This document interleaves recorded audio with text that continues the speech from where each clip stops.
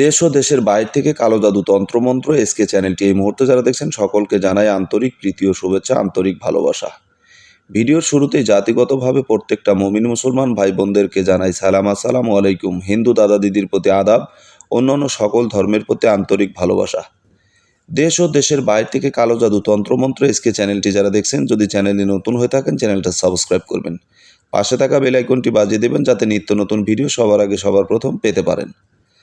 আজকে আপনাদের সামনে যে বিষয়টা নিয়ে কথা বলবো, শত্রুকে প্যারালাইজ করে বিছানায় ফেলে রাখুন, শত্রুকে পঙ্গু বানিয়ে বিছানায় ফেলে রাখুন, শত্রুকে অচল করে বিছানায় ফেলে রাখুন।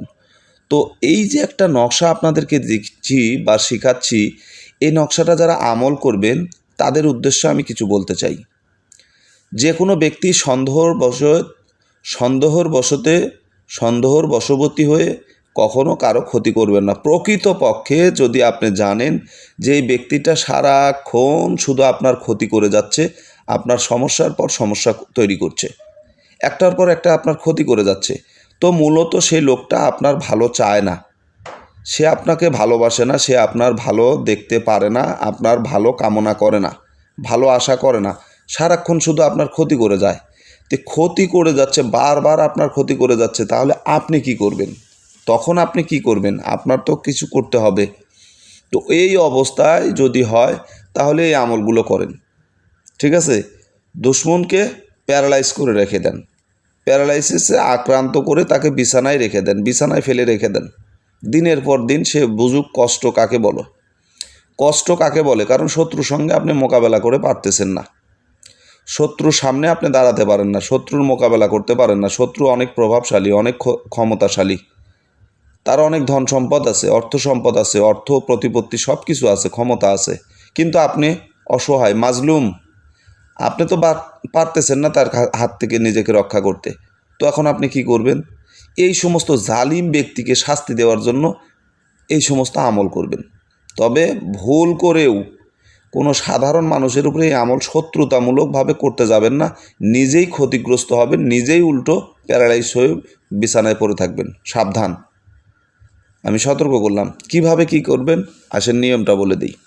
পাক পবিত্র হয়ে জায়নামাজে বসে আয়তাল কুরসি 4 কুল পরে নিজের শরীরে হাত বুলিয়ে দিবেন বা বুকে ফুঁক দিবেন, এতে আপনার শরীরটা বন্ধ হয়ে যাবে, ঠিক আছে?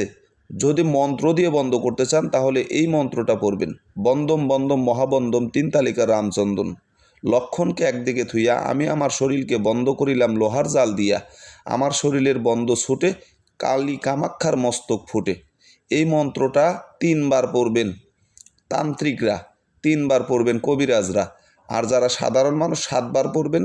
পরে বুকে 7টা ফুঁক দিবেন, দেওয়ার পরে এই তাবিজটা অঙ্কন করবেন। তাবিজটা কিভাবে অঙ্কন করবেন?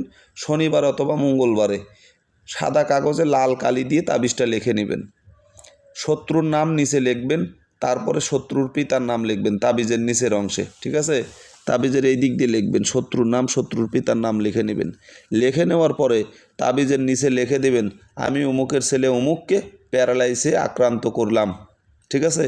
লেখার পর একটা লেবু নেবেন, লেবুর ভিতরে যে তার দানাগুলো থাকে, শ্বাস থাকে, সেগুলোকে বের করে নেবেন। বের করে নেওয়ার পরে তাবিজের ভিতরে 7টা লং দিবেন, তাবিজের ভিতরে 7টা লং দিয়ে তাবিজটাকে ভাঁজ করে নেবেন।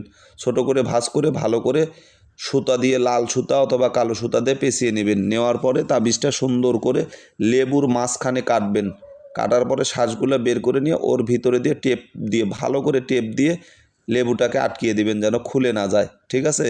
দেওয়ার পরে এটা মাগরিব ও ঈশার নামাজের মধ্যবর্তী সময়ে নদীতে নিক্ষেপ করবেন, চলমান পানিতে নিক্ষেপ করে দিবেন।